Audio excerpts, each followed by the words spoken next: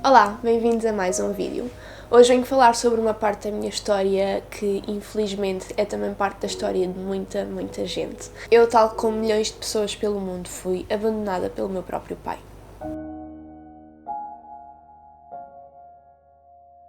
Eu já há algum tempo que sabia que queria fazer um vídeo sobre este assunto em específico, porque acho muito importante falar sobre isto, mas eu decidi fazê-lo agora por uma razão específica. Eu ontem tive uma ideia para um vídeo que ainda vou fazer eventualmente e pedi-vos no Instagram para me dizerem as frases mais dolorosas ou mais tristes que já vos tinham dito na vida. E eu obviamente já estava preparada para receber mensagens pesadas ou tristes, mas o que eu não estava à espera era que em 200 e tal mensagens que eu recebi, eu juro que não estou a exagerar se disser que mais de 50% eram coisas horríveis ditas pelos pais das pessoas que me responderam ou sobre eles. E é realmente triste e revoltante perceber a quantidade de homens que são capazes de fazer e dizer aquele tipo de coisas. Muitas das frases eram: eu preferia que nunca tivesses nascido, ou eu era muito mais feliz antes do teu nascimento, ou simplesmente frases de outras pessoas a dizerem que o pai delas tinha desaparecido e que não voltava. E eu, como filha de um pai fantasma, posso dizer que isso tem implicações na vida das pessoas, por mais que as crianças vivam habituadas a viver com isso, como eu vivi a vida toda. Os meus pais separaram-se quando eu era muito pequenina, então eu não tenho qualquer memória deles juntos, o que em certa parte eu agradeço, porque não tive que passar por todo aquele trauma da separação. Os meus pais sempre foram separados na minha cabeça, então foi mais fácil nesse sentido. E eu não tenho muita noção da regularidade com que o meu pai me visitava na altura, mas eu tenho a ideia que até aos meus 5 anos as visitas eram regulares e consistentes.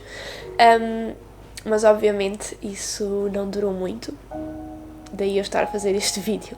Aos poucos as visitas começaram a ser cada vez mais passadas, até chegar ao ponto em que entre uma visita e outra se passavam anos. O meu pai simplesmente desaparecia, sem dizer nada, sem ligar nos anos, no Natal, desaparecia simplesmente, até se lembrar um dia e aparecer, como se nada fosse. E sempre que ele aparecia, eu ficava à espera de um pedido de desculpas, que nunca chegava. Ele, pura e simplesmente, não se sentia culpado. Ele não via nada de errado no que fazia. E só para terem noção da regularidade das visitas dele, eu estive com ele quando estava no 4º ano, ou seja, eu tinha 9 anos. E a visita seguinte a essa, eu já tinha 16. Já estava no 11º ano da secundária. E nesse dia, com 16 anos, quando ele me ligou a marcar um encontro, eu fui.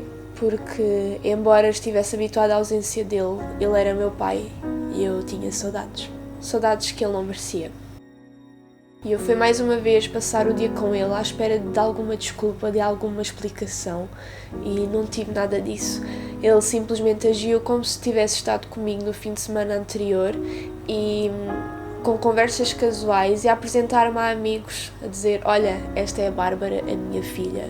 E eu lembro-me de achar aquilo tudo muito estranho. Primeiro, muito estranho por ouvir um homem que eu quase não conhecia a dizer que era meu pai. Porque para mim a ideia de ter um pai sempre foi muito distante e muito estranha. E lembro-me também de pensar: como assim tu tens o descaramento de dizer que eu sou tua filha, que tu és meu pai?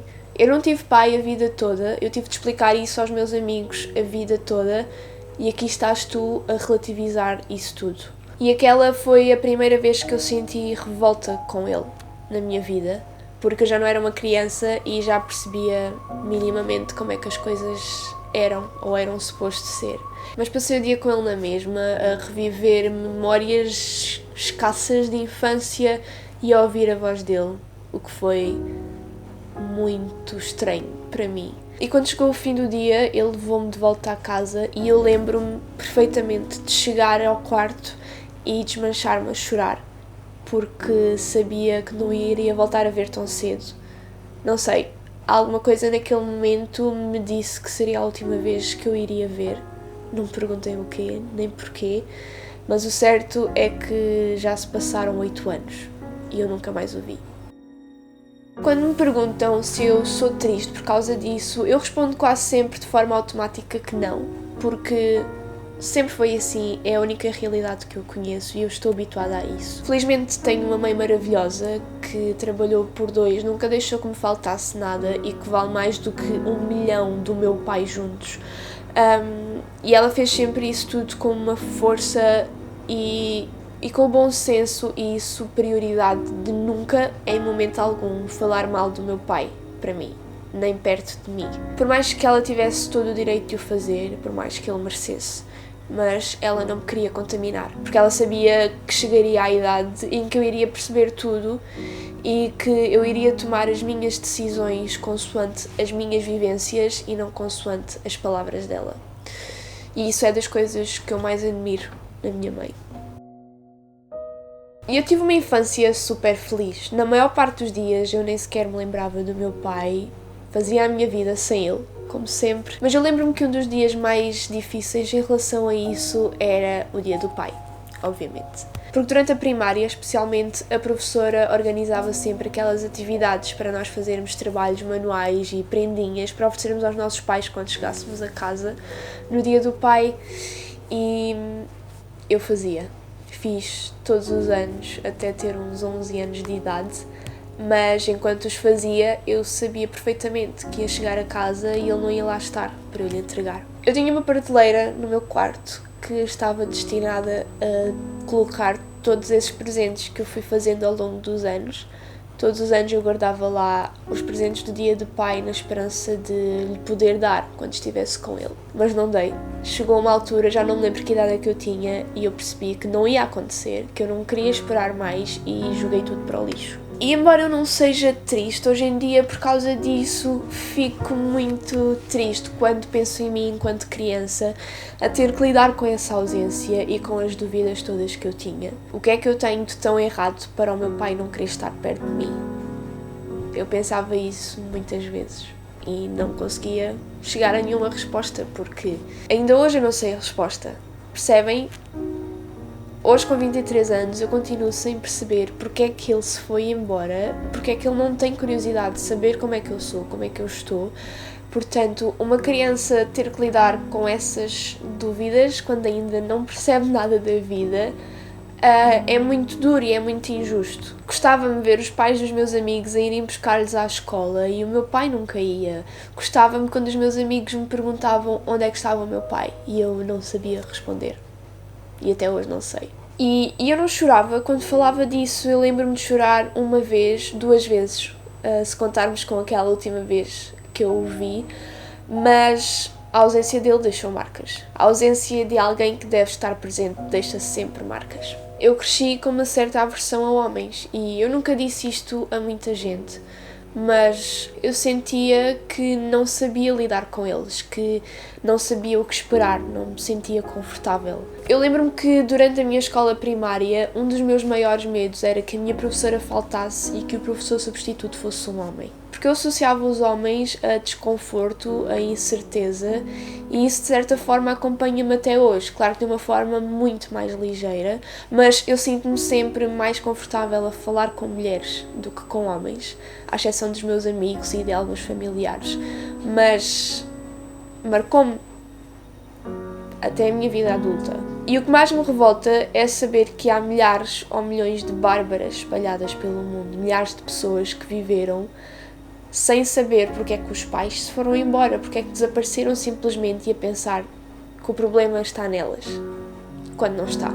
E eu acho que se deve falar mais sobre isto, sobre este abandono paterno, porque eu, quando pensei em fazer este vídeo, aliás ontem, quando me lembrei quando decidi que queria fazê-lo hoje, eu fui fazer uma pesquisa rápida no YouTube e no Google sobre este assunto e não existe quase nada. As pessoas não falam sobre isto, não sei se por vergonha. Eu espero que não, porque quem tem que ter vergonha são essas amostras de gente que se vão embora e deixam para trás todos os seus deveres e responsabilidades, porque são homens e podem. Os homens podem engravidar uma mulher e desaparecer se bem lhes apetecer, porque não ficam presos, o bebê não cresce dentro deles, e isso é muito, muito injusto. E quando uma mulher decide que não quer, que não pode ou que não consegue ter um filho e decide interromper a gravidez, ela é mal vista, é julgada e chamada de tudo e mais alguma coisa.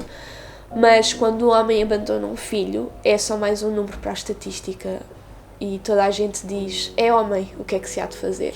O meu pai nunca me pagou uma pensão de alimentos, nunca foi um aniversário meu, nunca me foi buscar à escola, não sabe como é que eram as minhas notas, não sabe quanto é que eu meço, não sabe como é que se chama a minha melhor amiga.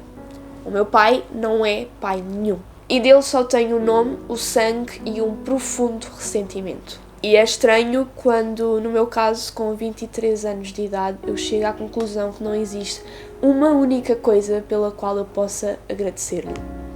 Porque a única coisa que ele me ensinou durante a vida foi a viver sem ele. E isso é muito, muito triste.